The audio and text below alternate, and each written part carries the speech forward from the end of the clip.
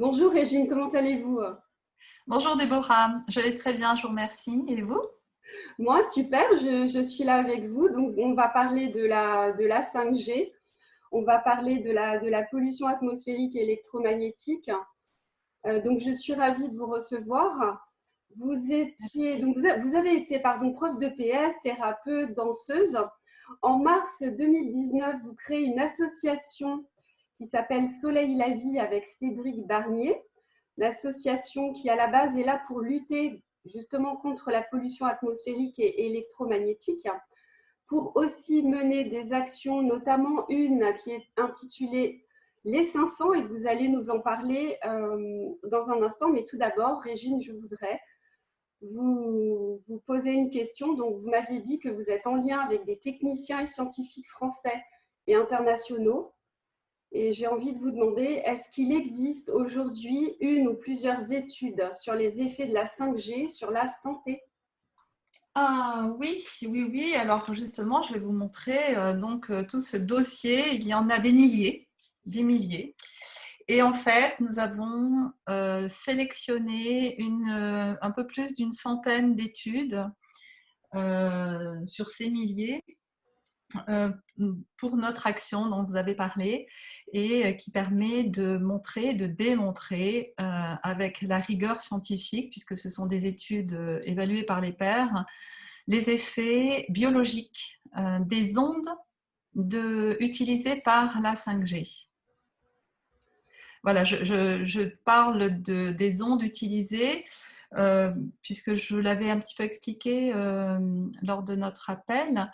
Euh, il, il est dit qu'il n'y aurait pas d'études dans la mesure où cette technologie est nouvelle. Et je parle en fait au conditionnel parce qu'en en fait, il y a des études et cette technologie n'est pas nouvelle. Hein. C'est une en fait, technologie qui est utilisée depuis très longtemps dans les domaines militaires, industriels, scientifiques, médical. Et donc, Vous m'avez dit depuis une centaine d'années, hein, c'est ça? ah oui, oui, depuis le siècle dernier et même avant, depuis la fin des années 1800, il y a donc eu des recherches et des expérimentations sur ces ondes xénobiotiques, c'est-à-dire étrangères à la vie, ces ondes électromagnétiques, sur ces fréquences utilisées qui seraient utilisées si la 5G venait à être déployée. Et Comment ça se fait que ces études sont cachées en fait? alors, elles, euh, elles ne sont pas utilisées par les autorités ni par les industriels. Elles ne sont pas montrées au public, ces études. Cependant, elles sont disponibles. Euh, il est possible de les consulter à condition d'aller les chercher. Et c'est évident qu'il faut vouloir aller les chercher. Alors la question que je pose, c'est comment se fait-ce que les autorités n'aillent pas à les trouver, enfin ne les trouvent pas, hein, puisque si je me base aux différents rapports de nos autorités françaises, mais également des autorités internationales, hein, elles ont toutes le même discours qui dit qu'il faudrait des études supplémentaires, ou bien il n'y a pas de preuve de la dangerosité, euh, alors qu'en fait, il y en a.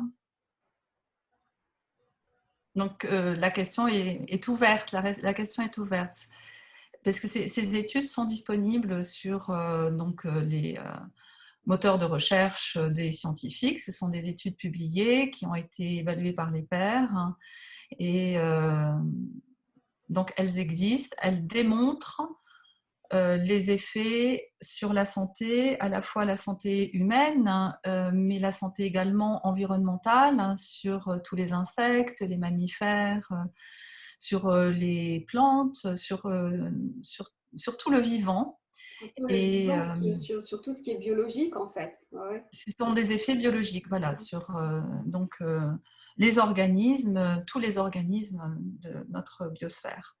Mais est-ce que les gouvernements, je suppose qu'ils connaissent ces études? Pourquoi dans ce cas-là, est-ce qu'ils n'informent pas le grand public de ces études qui existent depuis si longtemps? À votre avis? Ah, encore l'argent? Encore le profit financier? Je ne sais pas. Alors, pour moi, il y a plusieurs réponses. Sans doute que les gouvernements n'ont pas intérêt à ce que nous sachions tous ces effets délétères sur la santé. Je ne sais pas si c'est à moi de savoir pourquoi. Il y a bien sûr les profits, mais quand nous savons que les militaires eux-mêmes disent que c'est une arme, peut-être qu'il y a également d'autres, enfin que c'est une arme contre le peuple. Et, il se pourrait qu'il y ait des intérêts plus grands encore. Donc il y a les profits, mais il y a également sans doute d'autres sujets. Donc, vous avez dit, et je le redis, les ondes donc, sont utilisées et étudiées depuis plus de 100 ans par les militaires, par le milieu médical. Donc, ils connaissent les effets délétères sur la santé. Et vous m'avez expliqué également qu'à une certaine fréquence, les ovocytes des petites souris femelles brûlent et les petits mâles n'ont plus de spermatozoïdes. Oui, Les installateurs des antennes 5G ont des brûlures aux mains et j'ai envie de vous demander, est-ce qu'ils travaillent sans protection? Comment c'est possible qu'ils soient brûlés aux mains comme ça? On leur fournit rien pour se protéger? il y a des témoignages en effet, donc en ce sens, hein, de techniciens qui donc ont des séquelles hein, de leurs travaux d'installation d'antennes. Alors, ces techniciens ont des protections.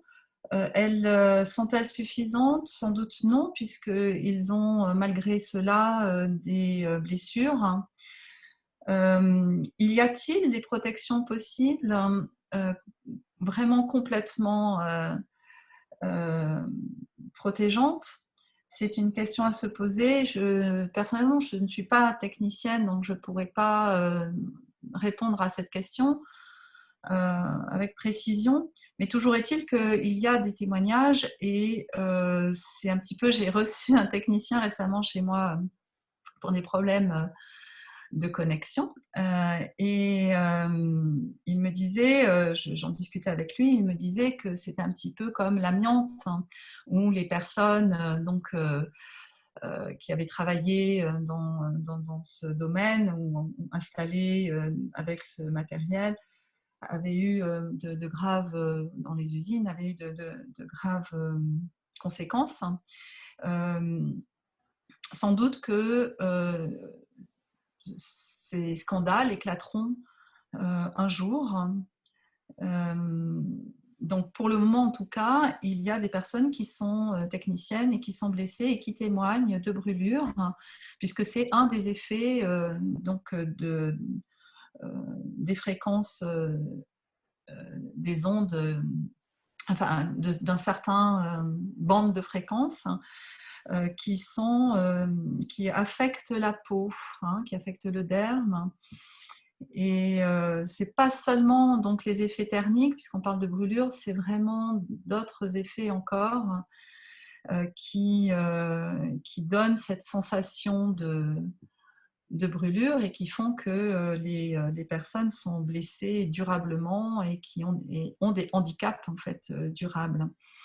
Et ces effets ne sont pas seulement... Et c'est très important au niveau de la peau, puisque c'est quand même l'organe le plus étendu du corps. Hein. donc le derme et l'épiderme. Et il y a également toute la pénétration qui est invisible et qui atteint tous les organes, y compris les organes reproducteurs. C'est pour ça que je parlais des petites filles, des ovocytes et des petits garçons pour la spermatogénèse. Mais également aussi adultes. Disons que tous ces organes vitaux et reproducteurs sont affectés par les bandes de fréquences. Donc, en fait, on imagine bien que ça n'affecte pas que le système reproducteur, ça peut affecter le cœur, ça peut affecter le système donc, cardiovasculaire, tous les organes internes, en fait, tout, absolument tout, quoi. Et en fonction des ondes et la longueur d'onde est extrêmement importante. Il y a plusieurs paramètres à prendre en compte. Et là, je vais peut-être le reprendre ici. C'est la longueur d'onde, c'est un paramètre important parce que si, je lis, si une onde de longueur semblable à celle d'une partie du corps, l'absorption est maximale. Il se crée alors un phénomène de résonance. La partie du corps soumise aux ondes devient une antenne. Et même lorsque la résonance n'est pas atteinte, l'absorption augmente de façon exponentielle à mesure qu'une longueur d'onde se rapproche d'une dimension d'un corps ou d'un organe. C'est-à-dire que si l'onde elle est petite, ça va se rapprocher de l'œil. Si ça à cette dimension-là, ça peut être la tête. Cette dimension-là, c'est celle d'un bébé. Donc en fait, la longueur d'onde, toutes les longueurs d'onde sont affectantes en fonction d'autres paramètres, dont la longueur est un paramètre important. Et aussi, il y a donc la modulation de l'onde par rapport à l'onde continue qui est plus naturelle, la notion du fait que ça soit pulsé, donc les ondes utilisées par ce genre de technologie. Il n'y a pas que la 5G, le Linky aussi l'utilise. Ce sont des ondes qui sont modulées, pulsées, avec des intensités abruptes, on va dire, enfin des pics abrupts, qui n'est pas reconnu par le corps, puisque c'est étranger à la vie. Ça. Donc c'est les ondes naturelles, les ondes que nous avons depuis la nuit des temps avec le soleil, le cosmos, sont des ondes qui ne connaissent pas ces pics abrupts. Et donc, ça affecte les organes, et donc tous les organes, en effet. Donc, la respiration, tout le système cardiovasculaire, tout est le sang, la cellule, c'est au niveau cellulaire, au niveau de l'ADN, l'ARN, au niveau cellulaire, tout est affecté. Donc, ça cause de gros dégâts, effectivement. Donc, en fait, notre corps est une antenne. J'ai un ami qui m'a raconté qu'il il n'arrivait pas à ouvrir sa voiture avec son bip à distance. Il a collé son bip, en fait, contre lui et la voiture s'est ouverte. Alors que quand il était avec la main comme ça, il n'y arrivait pas. Il a fait ça et la voiture s'est ouverte. C'est incroyable. J'ai quand même envie... Est-ce que vous connaissez, pardon, des techniciens installateurs d'antennes qui ont quitté leur emploi, par exemple, suite à des brûlures, suite à une prise de conscience ou je ne sais pas? Non, personnellement, je n'en connais pas. Je connais un jeune homme qui installait, alors je ne sais pas s'il installait des antennes, mais en tout cas, il était employé pour couvrir la 4G. Mais il a quitté. Mais je ne pense pas que ce soit pour ces raisons-là. Donc, je ne peux pas dire, non. D'accord, donc c'est pas grave. Mais avec lui, j'avais une discussion sur le fait, parce que je ne peux pas vous le montrer parce que j'ai prêté mon acoustimètre. Mais j'avais un acoustimètre et c'est un outil parce que les ondes sont invisibles, inodores, on ne les ressent pas à moins d'être donc électro-sensible, électromagnéto-sensible. Et donc la plupart, moi je ne le suis pas, du coup enfin, je ne peux pas sentir les moments où je suis affectée par les ondes ou pas. Et de toute façon, il est nécessaire d'avoir un acoustimètre ou équivalent pour connaître les niveaux d'exposition des ondes. Et je me souviens d'une discussion que nous avions eue où il me disait « Ah, mais moi, j'en ai un qui est bien plus perfectionné. » Et je dis « Ah bon, très bien. Et en fait, pourquoi donc tu utilises cet acoustimètre ?» Il me dit « Ah, mais moi, c'est pour vérifier que tout le monde est bien couvert. » Donc, nous avions différents points de vue. Lui, il avait vraiment ce souci de vouloir couvrir le maximum de personnes. Et sans être très conscient, sans doute, en tout cas, des dommages que ça pouvait créer. Voilà, et en fait, son acoustimètre servait pardon, à vérifier que les ondes passent parfaitement bien. C'est ça. Partout. Ok, ok. Et ça nous amène à ce sujet où tu disais la dernière fois, pardon, je t'ai tutoyé. Vous me demandiez comment ça se fait que les personnes continuent de travailler dans ces domaines, continuent. En fait, pour ma part, je pense que rien n'est fait pour que nous trouvions, ce que je disais en préambule, dans la première partie de notre entretien, et tout est fait pour cacher justement les effets délétères, parce que sinon, bien évidemment, personne n'en voudrait. Et donc, tout est bien compartimenté et les techniciens font leur job et le font du mieux possible sans connaître les conséquences qu'il y a derrière. Oui, vous m'avez expliqué en fait que chaque technicien est spécialiste dans son domaine. C'est pour ça qu'en fait, quelque part, ils sont dans le déni parce qu'ils ne savent pas ce que fait son confrère. Parce que je me posais la question, comment ça se fait que les gens qui mettent en place ces antennes 5G et qui connaissent les effets délétères sur la santé ne se posent pas la question. Peut-être que ça va affecter ma propre famille, mes enfants, mes petits-enfants, si vraiment ils connaissent ces études. Et vous m'avez dit que chacun est spécialisé dans son domaine et qu'il ne se soucie pas en fait de ce que fait le voisin. C'est bien cela ? Oui, c'est tout à fait ça, et ça on le voit dans tous les domaines.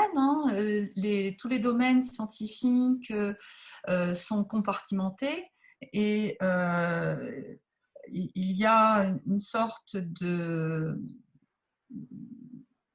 consensus, je pourrais dire, là, dans ce sens-là, de ne pas aller sur les plates-bandes les uns des autres dans les domaines techniciens et scientifiques. Et il y a très peu de personnes capables de voir l'interdisciplinarité et du coup de comprendre réellement les combinaisons des différents effets. Et ça dans tous les domaines. Je vois dans un domaine médical, par exemple, je pourrais parler de ces effets médicamenteux qui, lorsqu'on prend un médicament l'un après l'autre, enfin, je ne sais pas si c'est vraiment la même chose par rapport aux gens, aux personnes, mais il y a une sorte de compartimentation qui se fait et c'est un obstacle à la compréhension de l'immensité des dégâts, de l'étendue des dommages et des dangers. Et il y a aussi beaucoup de sous-traitance, c'est-à-dire que les ingénieurs qui donc ne sont pas en relation avec les médecins. Et ensuite, ils vont inventer, créer avec leur souci à eux, qui est de bien couvrir les personnes, puisqu'ils n'ont que ça, puisqu'ils n'ont pas connaissance des effets délétères. Et ensuite, ils vont donner à faire le travail à d'autres personnes qui sont peut-être moins qualifiées et qui ne vont pas aller chercher plus loin dans leur travail ce qu'ils font. qui ont moins de scrupules, peut-être aussi, des choses comme ça, donc ils ne vont pas aller chercher plus loin. Et ce qui fait qu'on en est à arriver à avoir une société où finalement il est installé des antennes, des compteurs, des outils à disposition et qui sont finalement, qui étaient autrefois réservés uniquement au domaine militaire, médical et industriel. Hein. Alors donc, la 5G est déjà activée à Marseille et à Monaco, qui sont en fait des villes pilotes. Wuhan aussi a été déclarée zone de test pour la 5G en 2019. Est-ce que vous pensez qu'il y a un lien entre l'installation des réseaux électriques et l'arrivée des épidémies de grippe ou de coronavirus? Vous m'aviez parlé d'un médecin ou d'un professeur qui en parlait justement. Oui, je parlais du docteur Cowan, Oui. Aux qui États-Unis, est hein, c'est ça?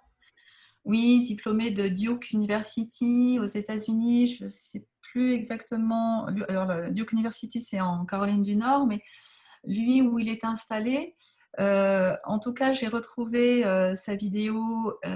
Alors, plusieurs de ses vidéos ont été supprimées, mais il a fait, à la suite de ces conférences qui étaient filmées et qui ont été censurées, il avait fait pas une interview, une conférence qu'il a enregistrée, et celle-ci, elle est toujours d'actualité, il est toujours possible de la voir.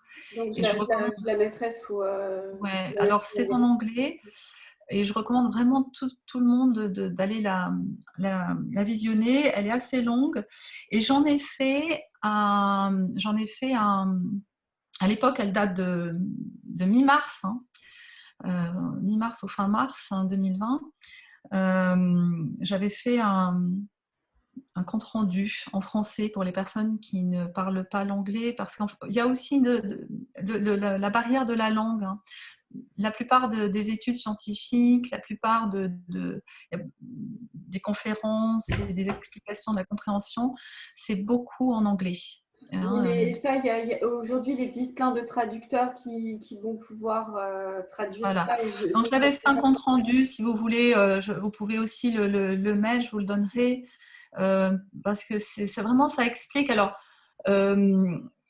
ce qu'il est possible de voir, hein, c'est de faire la correspondance entre les cartes d'activation de la 5G qui sont disponibles sur les sites officiels, et puis les cartes de l'épisode toxique, et qui amène à la déclaration de virus. Puisqu'en fait, d'après le docteur Cowan, et c'est pas que lui, et beaucoup d'autres docteurs, parlent de virus comme étant des messagers de communication, en fait, que la vie, l'organisme vivant met en place pour avertir ses congénères d'un épisode toxique, d'un environnement toxique, d'une toxicité.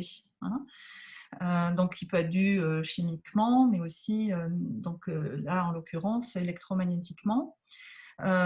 Et donc, c'est très facile à voir que toutes les activations de la 4G+, ou LTE, donc c'est assez technique, mais qui est assimilée à de la 5G finalement, qui est déjà en place, ou en tout cas compatible, ils appellent ça compatible 5G, et les endroits pilotes où la 5G a déjà été activée, vous pouvez les superposer, ces cartes-là, avec les personnes atteintes de ce virus, porteuses et malades et mourantes, se superposent, ces cartes se superposent. D'accord. Quand vous dites, Régine, quand vous dites LTE, c'est volt, c'est ça? Non, je ne Non. sais plus. Non, enfin, ça s'appelle les 4G, les antennes 4G, LTE, côté de mémoire. Comme je vous le disais tout à l'heure, je ne suis pas technicienne, il faudrait que je retrouve mes notes. Mais D'accord, non. ce sont des antennes qui sont compatibles 5G. Non, très bien. Si je vous demande ça, c'est juste parce que j'ai vu apparaître sur mon smartphone l'autre jour marqué LTE et ça vient de Volt, V-O-L-T-E. Et c'est quelque chose qui s'est affiché sur mon smartphone que je n'avais pas avant. Et c'est pour soi-disant améliorer la voix. Vous voyez, quand on dicte en fait à son appareil. Et j'ai vu une étude aussi, je mettrai le lien sous la vidéo, qu'en fait c'est quelque chose qui peut aussi nous, euh, comme si on était plus surveillés, on va dire. Voilà, écoutez. Régine, est-ce que vous pouvez nous parler, puisqu'il nous reste là quelques minutes, de votre action, justement, de votre dernière action qui s'intitule Les 500, s'il vous plaît. Oui. Alors en fait, ça n'est pas moi qui ai intitulé les 500. Mais en effet, nous sommes greffés sur cette action des 500. C'est donc notre association, nous avons eu connaissance d'une assignation donc réalisée par 3 personnes à l'origine, dont, dont qui ont mobilisé 500 personnes. Donc c'est pour ça que ce collectif s'appelle le collectif des 500. Et j'ai été en relation avec donc ces 3 personnes qui ont fait cette assignation auprès des opérateurs mobiles français en les assignant à répondre à l'innocuité de la 5G et en faisant une demande d'expertise. Et donc notre association, comme nous sommes engagés à défendre le vivant et notamment sur la pollution atmosphérique, qu'elle soit chimique, électromagnétique, enfin toute forme de pollution,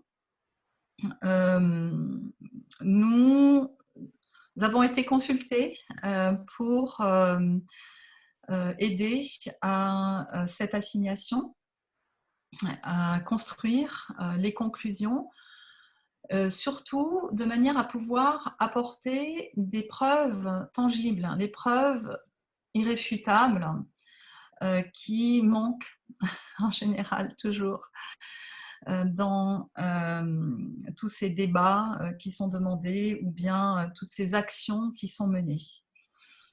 Et nous avons donc correspondu avec ces 3 personnes et nous avons finalement pris la décision à Soleil la Vie d'apporter notre expertise sous la forme de ce qui s'appelle l'amicus cruare, qui est une action en justice qui est possible en France et qui est très méconnue, mais qui est possible et qui en français s'appelle l'intervention volontaire. L'intervention volontaire veut dire que nous apportons des arguments supplémentaires à une des parties du procès en cours. Donc nous apportons des arguments au moulin des 500 et nous le faisons de manière indépendante avec notre propre avocat. Nous greffons sur la procédure en cours en gardant notre indépendance. Voilà, nous avons tenu à faire cette action et donc elle devait être plaidée au 1er octobre et l'avocat des 500 n'a pas rendu ses conclusions à temps. Les avocats des opérateurs ont donc demandé un renvoi et le renvoi de l'affaire a été fixé au 16 décembre 2020. Voilà. Donc, affaire à suivre. Voilà. On aura l'occasion d'en reparler. Régine, je vous remercie beaucoup. Merci. Merci à vous, Déborah. À Très bonne bientôt. journée. À bientôt.